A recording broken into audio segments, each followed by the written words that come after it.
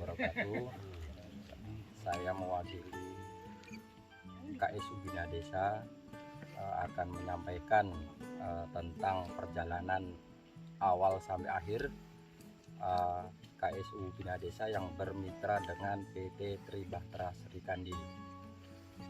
Kami dari Koperasi Bina Desa yang didukung oleh pemerintah Desa Sidomakmur pada tahun 2006 ini mewacanakan membuat koperasi yang bernama KSU Bina Desa dengan tujuan untuk merubah areal TSM 1 ini yang masih hutan belantara untuk dijadikan lahan produktif yang akan bekerja sama dengan PT SN saat itu. Seiring dengan perjalanan waktu, KSU Bina Desa ini sudah keluar badan hukumnya, sehingga kita bisa untuk bermediasi dengan Bapak Dr. Andus Ignatius Sagu pada saat itu yang masih hanya sebatas PT Sagu Nauli. Dan di tahun 2007 awal proses perjalanan mediasi ini berjalan dengan baik sehingga permohonan dari Koperasi dan Bina Desa untuk membangun kebun lahan TSM ini disetujui dan ditindaklanjuti di kantor Medan. Salah satu tujuan adanya mitra ini adalah bahwasanya kami ingin meningkatkan taraf hidup masyarakat di Desa Sidomakmur khususnya untuk lebih baik ya, agar ke depan generasi penduduk Desa Sidomakmur ini bisa mendapatkan pendidikan yang lebih tinggi yang didukung dengan ekonomi yang baik. Dulu 82 sampai sini kondisi di sini kayak mana Bapak Ibu? Kondisi sini itu dulu waktu aku masuk sini itu masih sungsang sare, nggak betul, lantaran ekonomi pun kekurangan, cari makan, cari sore pagi dimakan, cari pagi sore dimakan, selanjutnya udah kalau nggak cari nggak ada makanan. Kalau tidak ada kerja ya, agak susah makan lah Pak ya Bu. Jadi sebelum ada kita kebun sawit yang dibuka PT TBS ini Bu, yang bermitra dengan PT TBS, Bapak Ibu sehari-hari kegiatannya apa Bu? Pak? Kegiatannya tani, yaitu tanam jagung, pari, kacang, segala-galanya Pak. Ya ubi biar kita dapat bisa makan gitulah Pak. Langsir kayu. Ya entah nanti kalau ada langsiran ya langsir, cari uang bikin beli-beli apalah keperluan dapur. Keperluan dapur. Ya. Cukup Pak dengan beroperasi bercocok tanam dengan yang Bapak bilang tadi untuk mencukupi kebutuhan sehari-hari Bapak dan Ibu. Ya bagaimana lagi kalau nggak dicukup-cukupkan ya bagaimana? Jadi ya dapat 5.000 ya itulah yang dimakan seanak cucu itu. Masuknya tahun dari Jawa ya, dari Jawa, dari Boyolali, Jawa Tengah. Masuknya ke sini tahun migrasi.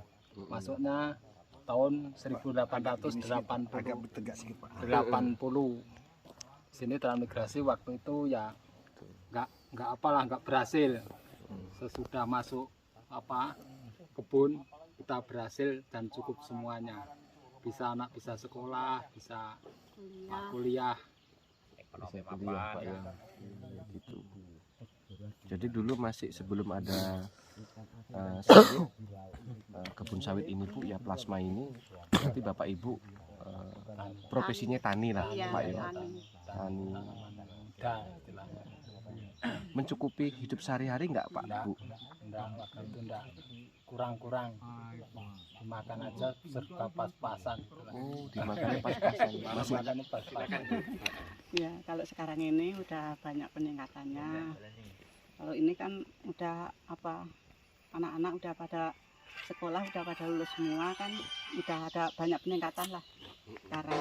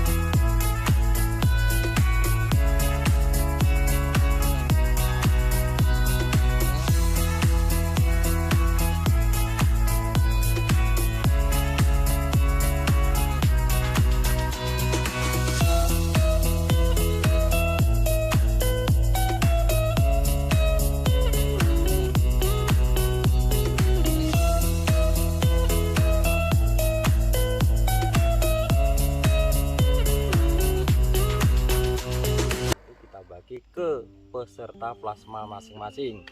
Ya, saat itu angkanya bervariasi tergantung dengan jumlah produksi, juga dengan harga dari dinas perkebunan, berkisar antara 1 juta sampai 1.800.000. Kemudian kita berlanjut bahwasanya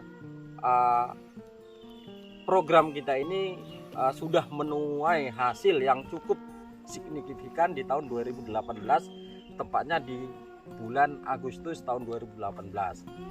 Ya, segala biaya-biaya kebun ini sudah selesai, ya, sehingga kita bisa menerima hasil plasma TSM sebesar 100%. Ya, saat itu termasuk angka yang fantastis di tahun 2018, yaitu kita memperoleh SHP sebesar 9 juta rupiah per bulan saat itu. Kemudian sampai sekarang, ya, mudah-mudahan dengan baiknya perawatan di kebun, dengan perbaikan di sana sini, kemudian dengan didukung oleh harga dari Dinas Perkebunan Sumatera Utara, ini cukup menjanjikan, ya, sehingga di tahun 2021 ini, ya, kita bisa dikatakan untuk per bulan, ya, rata-rata 9 sampai 12 juta. Ya, mudah-mudahan hal ini harapan kami pengurus dan anggota. Oke. Saya dari perwakilan PT Tribatra Srikandi. Selama ini saya memang kebetulan termasuk yang membangun koperasi Bina Desa, ya Pak, ya. Jadi saya sangat berterima kasih kepada masyarakatnya, terutama telah memberi kepercayaan pada kami sebagai Bapak angkat untuk mengelola plasma di Bina Desa ini? Indonesia itu terkenal Pak dengan negara yang paling luas untuk kelapa sawit dan negara nomor 1 pengekspor minyak CPO di dunia.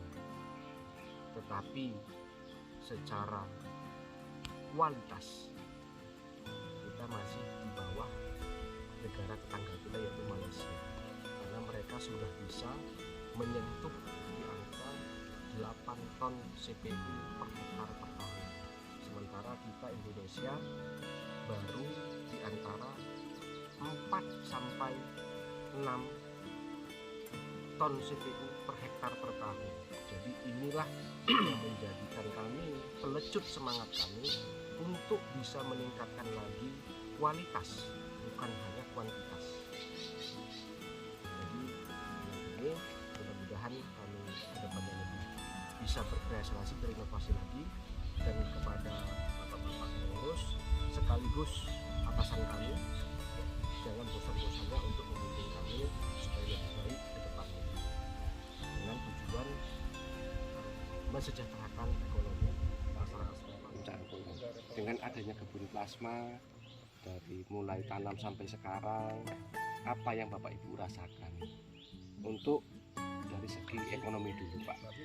Ya, kalau sekarang ya kita pun terima kasih Nanti sudah gabung ada sama lebihnya PT ini, kita ya sudah bisa makan lah, entah nanti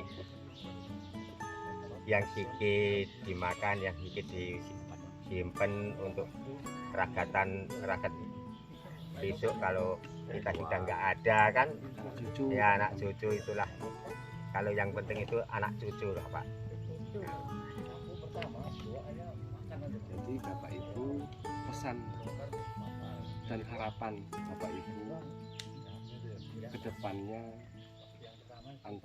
untuk perkembangan kebun sawit atau plasma Bapak Ibu, karena bagian dari peserta plasma di sini yang bekerjasama dengan PT TBS, apa harapan ke depannya Bapak Ibu? Ya, harapan kami kalau ini bisa berlanjut begitu aja, lebih bagus lagi. Yang penting Bapak sama masyarakat sini bisa bersatu gitu aja.